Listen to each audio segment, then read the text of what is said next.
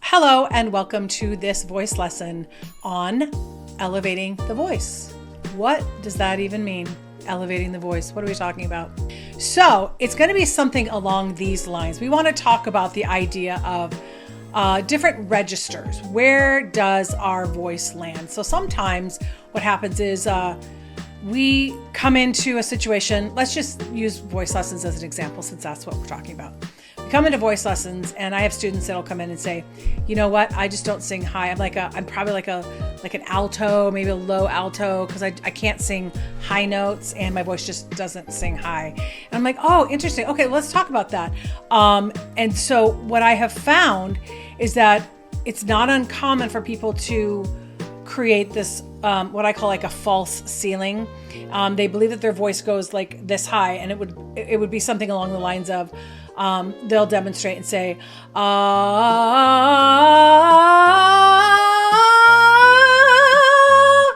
and they think that their voice has hit the ceiling. And they'll be like, that's what I'm talking about. I just can't even sing high. It's not even possible. And I'm like, oh, okay, I see what you're saying. So the reality is that it's not that they can't sing high, they just don't know necessarily how to approach it, right? And so sometimes I also think that people can find themselves creating that narrative as a safety net as well, to make sure that they don't feel silly, or they don't feel like, oh, well, I'm dropping the ball or I'm falling short. So we get to release them from that belief, which is one of my favorite things to do. So one of the most easy ways to approach that and to come at that is to do a glissando or a slide or a siren. Obviously, it can go by lots of different names, but the whole concept being, of course, that they get to find a different way that they frankly don't know they're necessarily doing, but a way to access the top of their voice in a way that's very user-friendly and very common. So just saying, try that. Exactly. Okay. Okay, now try that. Excellent. And then try,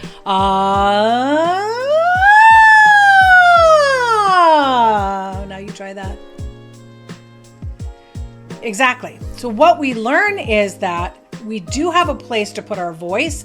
We have some place for it to go, but it just comes across differently because it doesn't feel like you're singing. And I think that goes back to that safety thing. Sometimes it can be nerve-wracking to try to sing high if you don't feel like you can or you know how. So that's the very first thing that I'm going to do, is I'm going to approach that by saying, let's get that voice moving up there first, freely, in a very comfortable environment. Okay.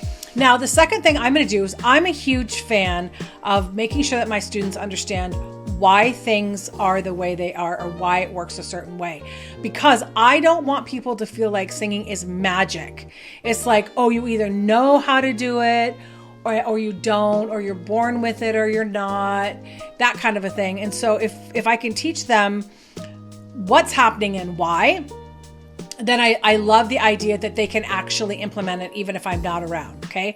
So it's like tools that you put in your toolbox of how to accomplish these things. So elevating the voice, I talk about raising the soft palate. Very first thing, where's your soft palate? And they'll be like, I don't know, or I think it's here. And so that I have you put your tongue on the roof of your mouth and slide it back. There's your soft palate. Where it got soft there, that's your soft palate. So then what we want to do is something that we call raising the soft palate. Now, for some people, it's really obvious and they can do it no problem. And so for other people, it can be kind of tricky, or they're like, I'm not sure I know what that feels like. So a real common thing is a yawn. When you get ready to yawn, we raise our soft palate, and that's that mechanism. That's what we're trying to do. So then I help them understand that when we are singing higher, and we're singing higher in our register, that soft palate wants to travel up as well. So then I'll just do a quick demo.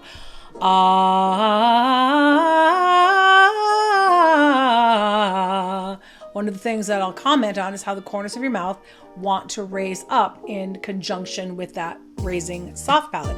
So there's even a way that you can kind of register on the outside what you're doing.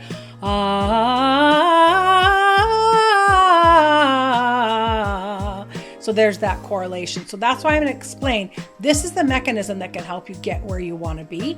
This is what we're doing. It's not tricky. It's just understanding that that's how you can go about doing it. Okay. Then I want to walk them into an exercise. What exercise? One of my favorite exercises is called the octave jump. Hold for 3 counts and down a scale. And it goes a little something like this.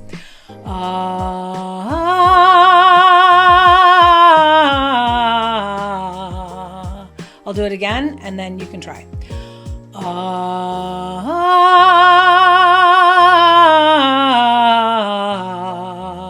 And now your turn.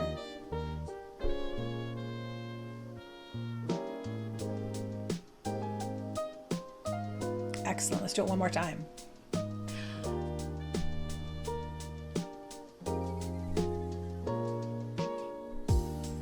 Very, very good. Now, hopefully in doing that, you can kind of feel that soft palate lift. Now, here's another thing that can happen is there can be a sense that I have to lunge at that note and not just lift.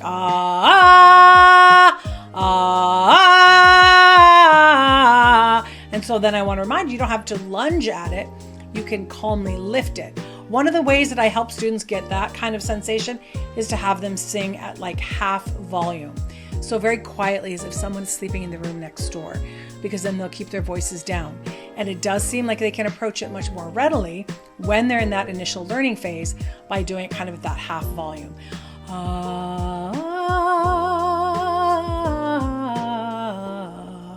And again, you can try that.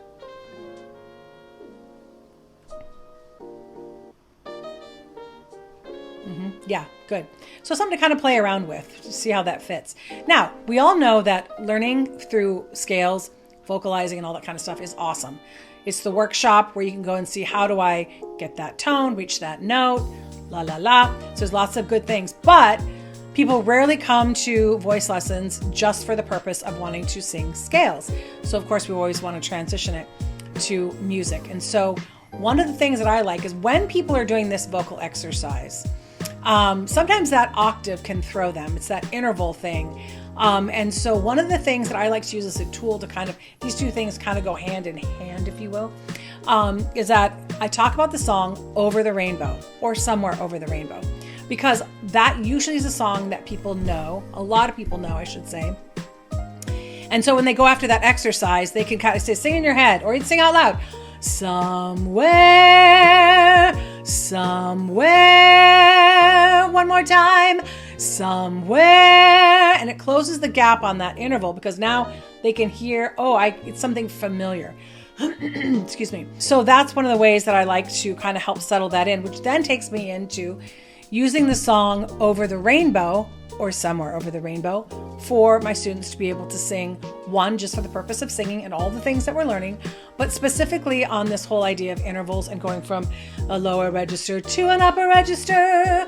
Oh, da, da, da, da. And so that's the song that we're going to use. Somewhere over the rainbow, way up high, there's a land that I heard of once in a lullaby. And then I also talk about the fact that it's not always with the higher notes. Like for me, even when I go to that lower note, I've got to make sure that I get myself centered, postured, ready to go after a lower note. And then, so you have to kind of do the same thing. Somewhere, da, da, da, da, ba, da, da.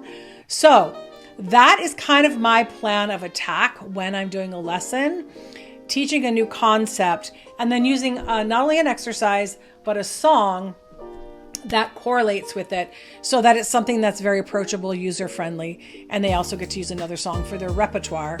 You know, as I think about it, some of the other things besides just being that octave jump and that kind of thing, you're still getting a lot of intervals throughout that song. Ba da da da da da da da, ba da da da da da da da da da, where troubles melt like lemon drops. So they're getting timing, they're getting intervals.